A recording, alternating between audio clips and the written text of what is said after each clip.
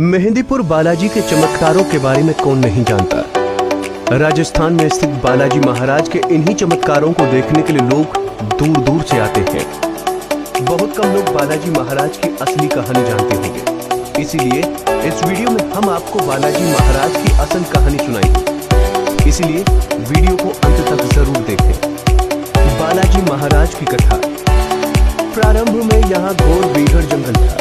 चारों तरफ फैली हुई घनी झाड़ियों में जंगली जानवरों का बसेरा था। श्री महंत जी महाराज के पूर्वजों को स्वप्न आया और स्वप्न की अवस्था में ही वो उठकर चल दिए। उन्हें पता नहीं था कि वो कहाँ जा रहे हैं और इसी दौरान उन्होंने एक बड़ी विचित्र लीला देखी। एक ओर से हजारों दीपक जलते आ रहे हैं, हाथी घोड़ों की आवाजें आ रही हैं और एक बहुत ही बड़ी फौज चली आ रही है। उस फौज ने श्री बालाजी महाराज की मूर्ति की 3 पद दक्षिणाएं की और फौज के प्रधान ने नीचे उतरकर श्री बालाजी महाराज को दंडवत प्रणाम किया तथा जिस रास्ते से वो आए उसी रास्ते से चले गए। गोसाई जी महाराज चकित होकर ये सब देखते ही रह गए। उन्हें कुछ डर सा लगा और वो वापस अपने गांव चले गए, किंतु नींद नहीं आई और बार बार उसी विषय पर विचार करते हुए उनकी जैसे ही आंख लगी, उन्हें स्वप्न में 3 मूर्तियां दिखीं। उनके कानों में ये आवाज आई, उठो, मेरी सेवा का भार ग्रहण करो, मैं अपनी लीलाओं का विस्तार करूंगा।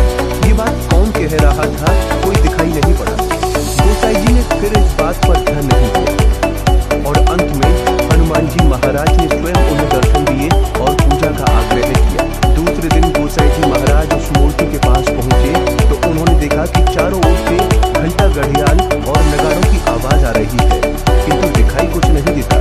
इसके बाद श्री गोसाई जी ने आसपास के लोग इकट्ठे किए और सारी बातें उन्हें बताई। गोसाई जी ने सब लोगों के साथ मिलकर वहां बालाजी महाराज की एक छोटी सी तिवारी बना दी।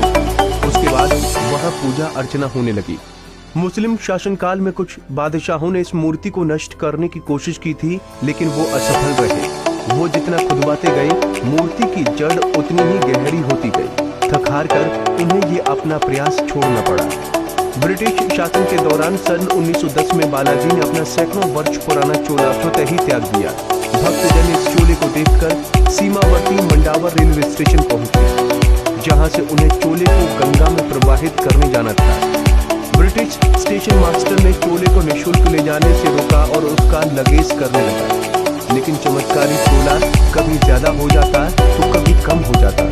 असमंजस में पड़े रेलवे स्टेशन मास्टर को अधः चोले को बिना लगेज ही जाने देना पड़ा और उसने भी बालाजी के चमत्कार को नमस्कार किया। इसके बाद बालाजी को नया चोला चढ़ाया गया। जानकारी के लिए बता दें कि बालाजी महाराज को